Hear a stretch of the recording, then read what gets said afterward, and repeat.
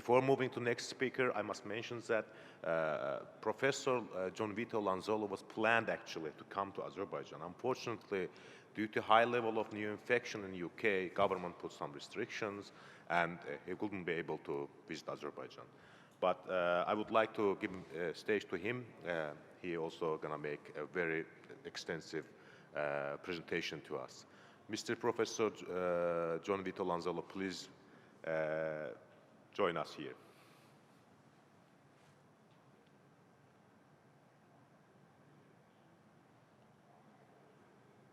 For the introduction. Thank you also for the invitation. As you said, I mean, I was planning to be there. I was supposed to be there. Unfortunately, I cannot for logistical reasons. I mean, otherwise I would be to quarantine here in the UK. So I will be, I mean, after such esteemed colleagues, I will be focusing on a more, let's say, micro aspect of the topic of this panel. So I will be focusing specifically on the relationship between global digital trends and local factors. And what I will be saying today is I will basically try to discuss this point with you. So digitalization is a common theme. Everyone has been saying before me that digitalization is happening. Good, bad, we don't know yet. But one thing that is often associated to digitalization is that digitalization might make the world flat. So give opportunities to everyone. Now, two things that come often with the concept of digitalization is all companies in the digital world will have a chance to do business in digital marketplaces. And another thing that is often associated to digital transformation or digitalization is that adopt digital technologies and good things will happen in your economy, in your company, in your organization. Now, what I will be challenging today is this prevailing view that digital transformation gives a chance to all companies and that just adopting digital technology is a kind of enabler of better and more fruitful futures. What I will be saying today is that in the digital world, local institutions matter, and perhaps matter even more than in the pre-digital world. And what I will be using to make this point in a specific way is two studies that I have done. So I have studied as a professor, I mean as an academic, and also advisor to governments and companies. So I have been studying digital marketplaces, okay?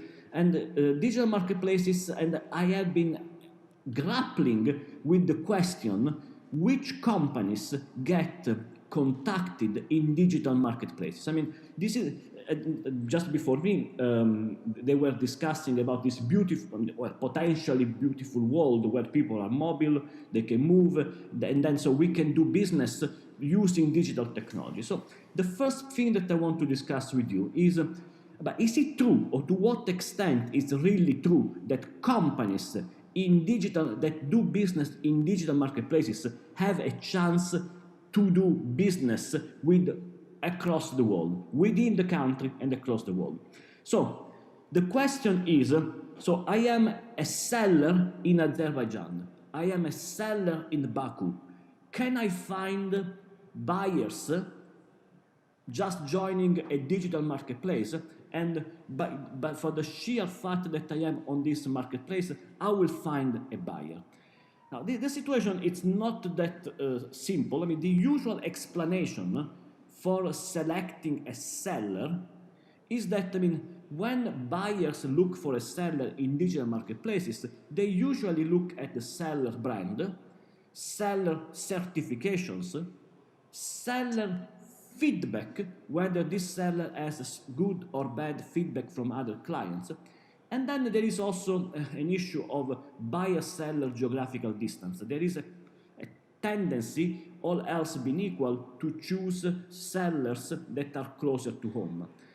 Now, this is the theory, but the reality is that, I mean, in online digital marketplaces, there are hundreds or even thousands of sellers that have similar brands, similar level of certification, similar level of feedback, and even similar geographical distance.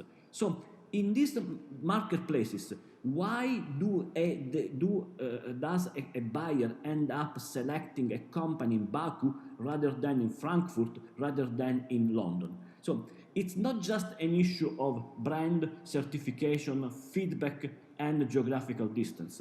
What I show in my research is that, and this is the paper that I'm using, it's a paper published in Academy Management Journal, is what I show in my research is that companies, and I'm going to go straight to the point, this is based on a very broad study of buyer-seller interactions in digital marketplaces, okay? So with all industries are represented, so all geography are represented.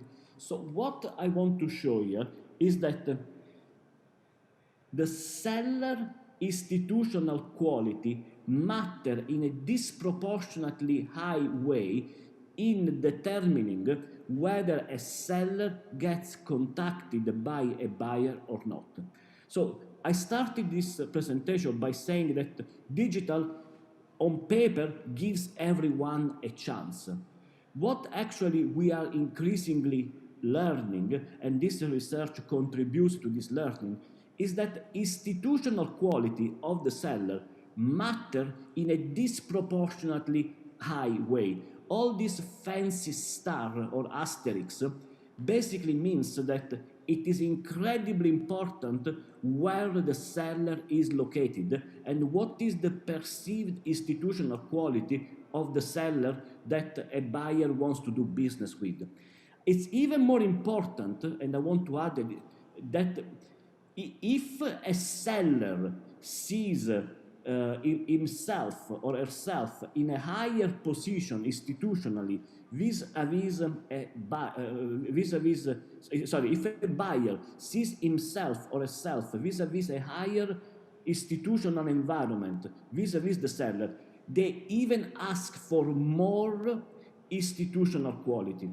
I'm basically saying here that despite what we might think that digital marketplaces level up everything, what this research shows and what increasingly research shows is that the seller that wants to do business must be in environments that are perceived as having high institutional quality, because otherwise buyers don't even contact you.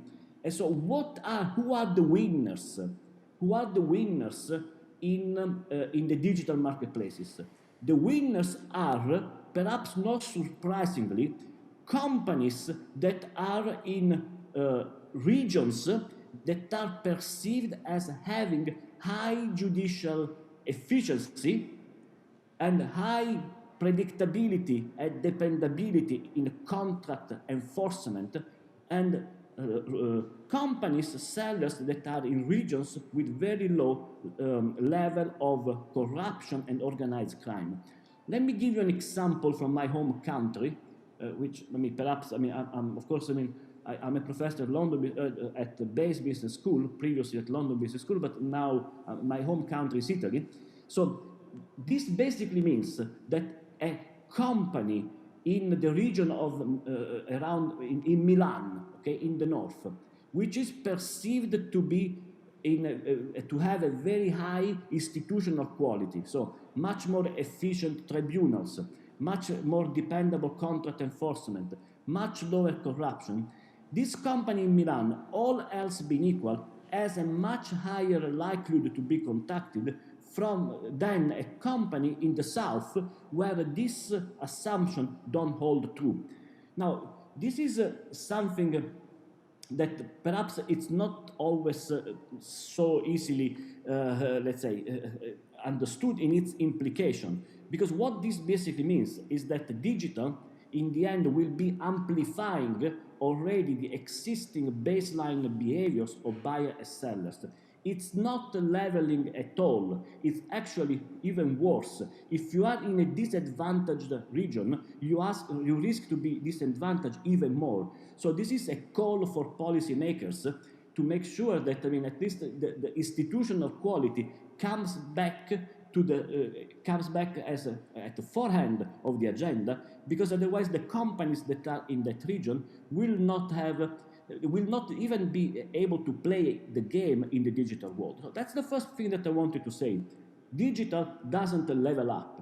Digital institutions matter, specifically these institutions matter, perhaps matter even more. So if Azerbaijan or any other country wants to create a level playing field for companies, they should be looking at this specific dimension of institutions. Another thing that it comes often with the digitalization and digital transformation is that, okay, adopt digital technologies, join ecosystem, change your business model, and things will happen. You will become a better bank. You will become more efficient. More customers will come to you. Now, I don't want to oversimplify, but what basically my research shows is that this is another oversimplification. So for policymakers and businessmen in the audience, digital technology adoption is just the beginning. But what, for example, I show, and there is increasing evidence, is that I'm going to just spend a few seconds on this graph, which might look like esoteric, but basically what it says is that on the horizontal axis, there is the time from digital technology adoption to use of that technology. The duration is in weeks. And on the vertical axis, there is the likelihood that the people in the company use that technology, okay? You can see very quickly that many technologies basically never get used.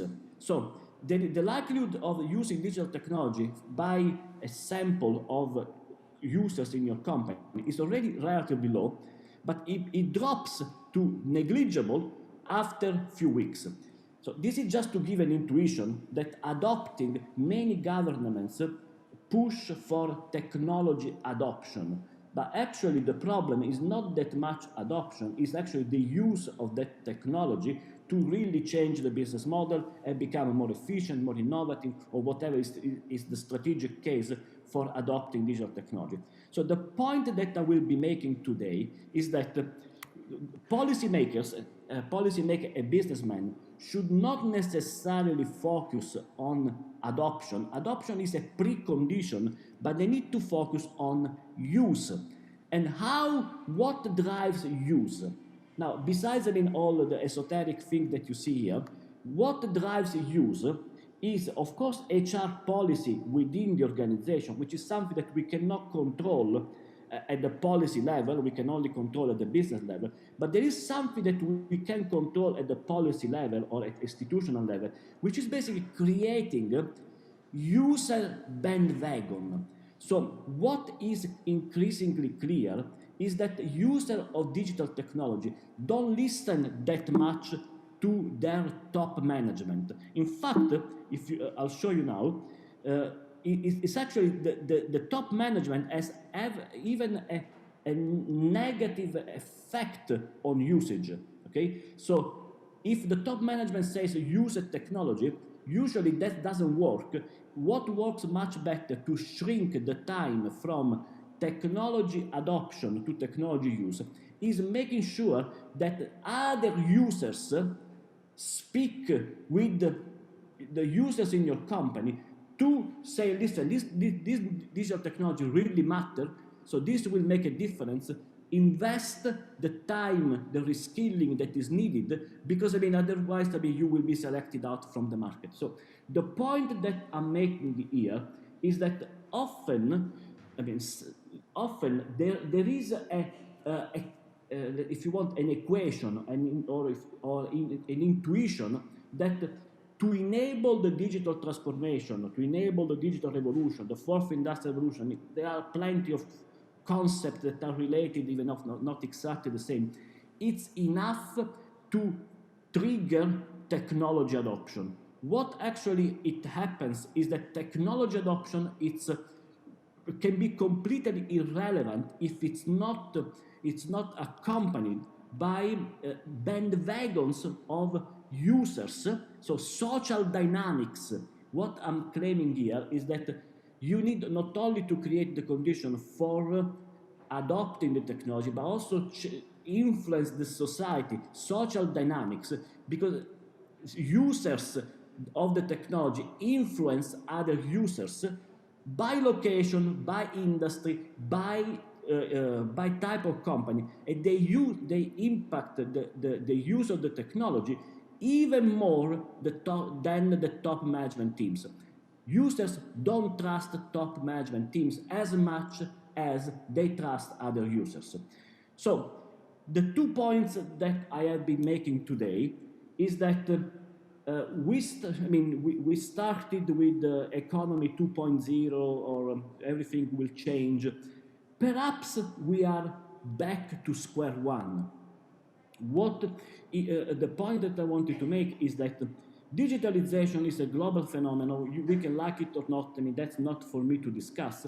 But one thing that I wanted to say today is that to embrace digitalization and give companies a chance in Azerbaijan, like in the UK, like in Russia, or anywhere else in the world, institutional quality, so corruption, judicial system, so very old economic constructs matter perhaps even more than in the past, because otherwise buyers don't even look at you, and so you are systematically selected out from global trade and global business.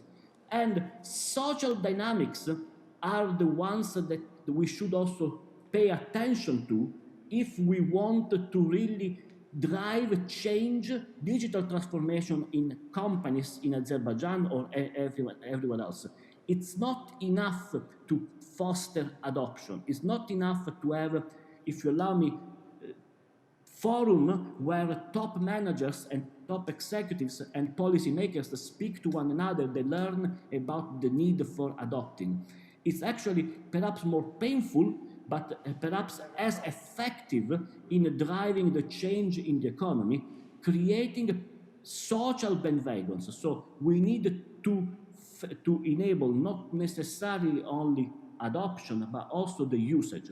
And this has let's say, some policy implications which are very clear, because usage then, of course, it's by location, by industry, and also by firm side. So these were the 2 points that I wanted to make today. Digital is there to stay, but going forward, local institution will be even more important to make a difference in the digital world. Thank you.